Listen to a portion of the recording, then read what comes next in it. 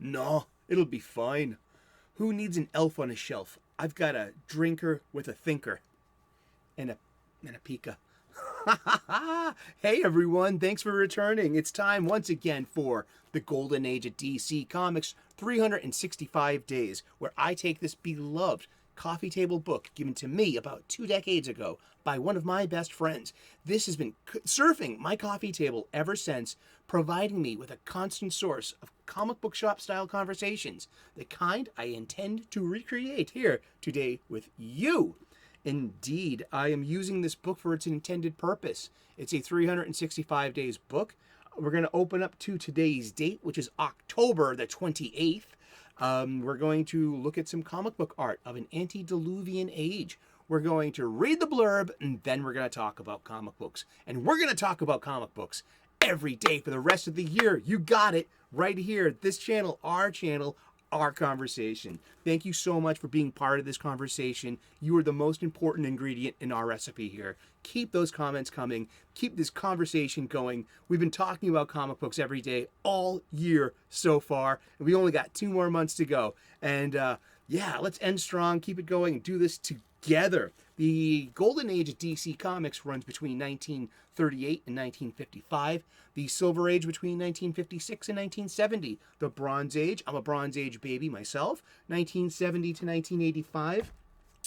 And something called the Copper Age begins in 1985. I learned that, and I come to accept the Bronze Age and this Copper Age. Yeah, and because they're standards, and I get these standards from the Overstreet Comic Book Price Guide. This is the most current edition, and they have a glossary in the back, and they define the ages. Apparently, we've been in some kind of modern age since 1993. I don't accept that. I think there's room for negotiation. Seriously, that's a bit too long. That's 30 years, and there's so much that's happened. And not even talking about the 21st century. I mean, that's a great place to have a dividing line in 2001. Boom, right there. It's a great time. Hey, like these are 20th century ideas and comics, and these are 21st century. I mean, isn't that a great place to? That's why I call that the Millennium Age. So we started an age in 2001, and that ended in 2015, in my humble opinion, and that we're in some kind of new age right now. Yes, that is. Hey, let's continue this conversation in the comments. I love talking about this stuff. I love talking about comic books. And I guess you do too, because you're tuning in right now. Let's see. This is an Abrams publication, 2004 publication. Yeah. It's written and curated by Les Daniels, Chip Kidd, and Geoff Spear.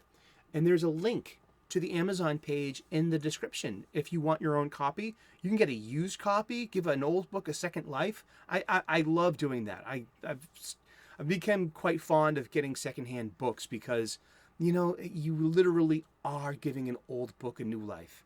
And that's wonderful. I think that's just very wonderful. I'm a romantic. Okay, have you figured that out yet? So let's get to it. We're going to open up to today's date, October the 28th. I hope that you're doing awesome, and I hope that you're clobbering your problems and not being clobbered by them over and out.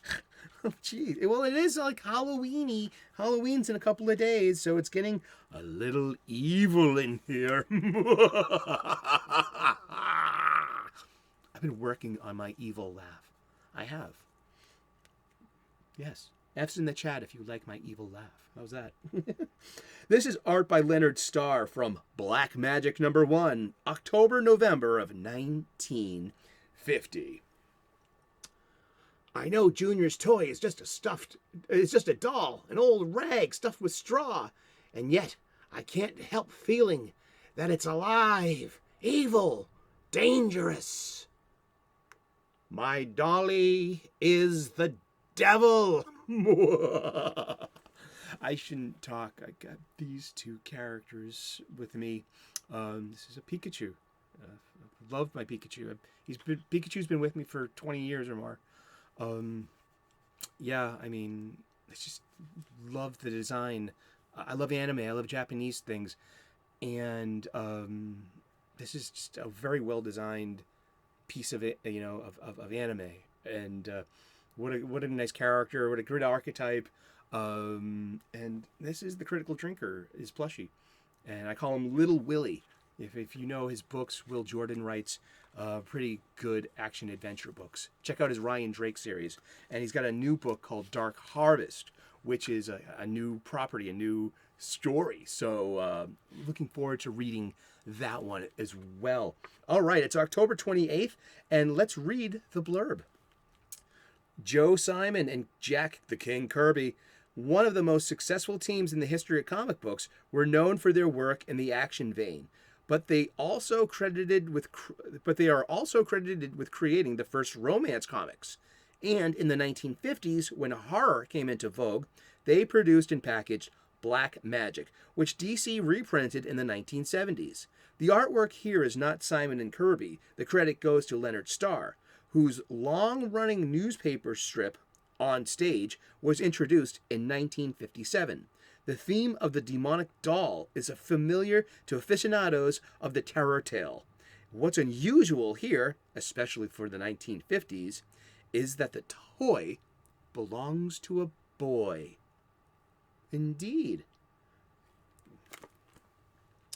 And after that, it's maybe, boys didn't play with dolls until G.I. Joe, the original G.I. Joe, which were they were Barbie sized, and then came the action figure craze, and then toy craze, but yeah, action figures aren't action figures a doll, are my sculptures dolls, they're not fully posable, none of them, wow, that's 4.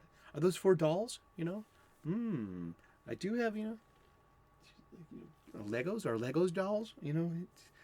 Are those so the first thing I thought of when I saw this art was the elf on the shelf, because I'm not going anywhere Christmas until Black Friday. I mean, we need Halloween first to respect this Halloween, and I'm from Irish American, second generation Irish, little thing called Samhain.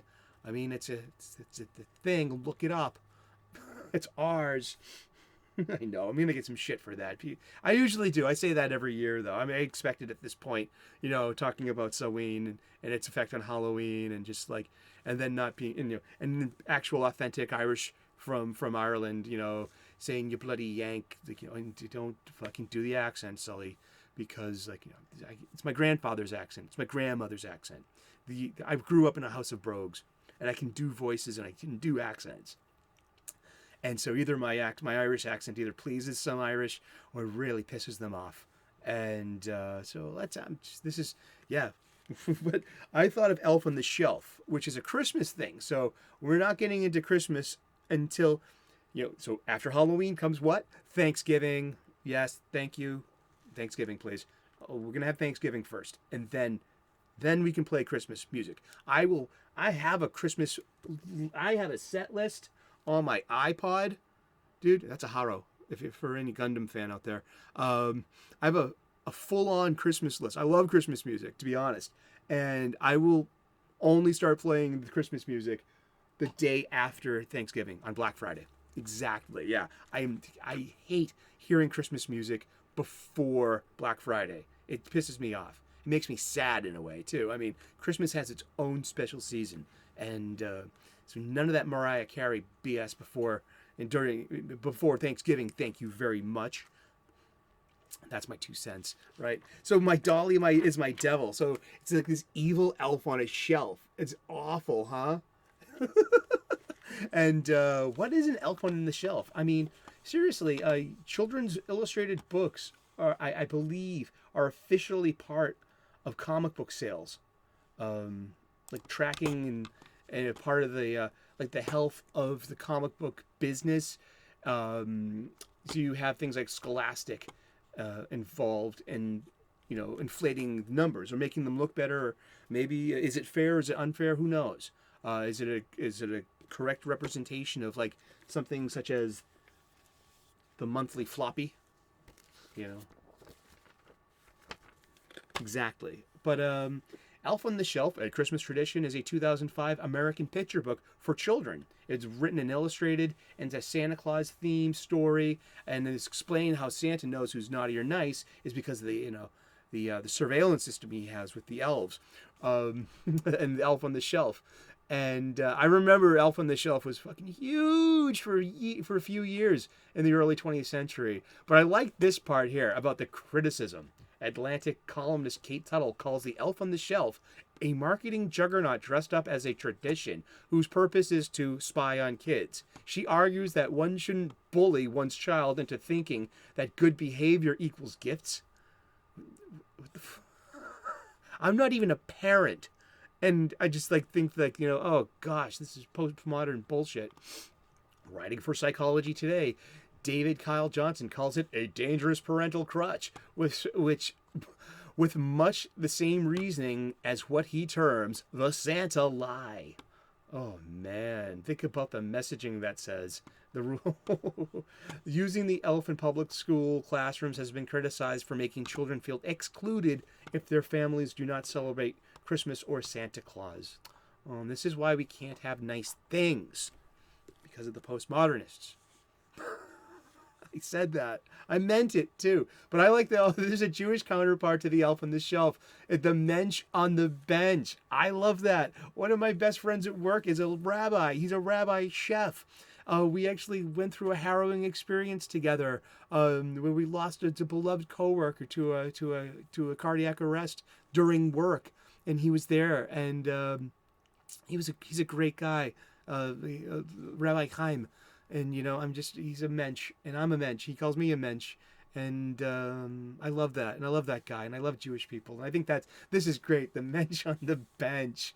I love it. And I love comic books, and I love you that you've tuned in today. And we've been talking about comic books, and we're going to talk about comic books every day for the rest of the year. So tune in tomorrow, 3 p.m. U.S. Eastern, and we'll find out who we're talking about when we turn the page tomorrow. Please like and subscribe. I would love to earn your subscription. If this is your first time tuning in, please hit that subscribe button. I make daily content. I make regular content. We talk about movies, pop culture, comic books, cooking, spirituality, gratitude, purpose, bunnies, planets in the naked eye sky. If it's a clear morning, I literally go, look, that's the planet Mars.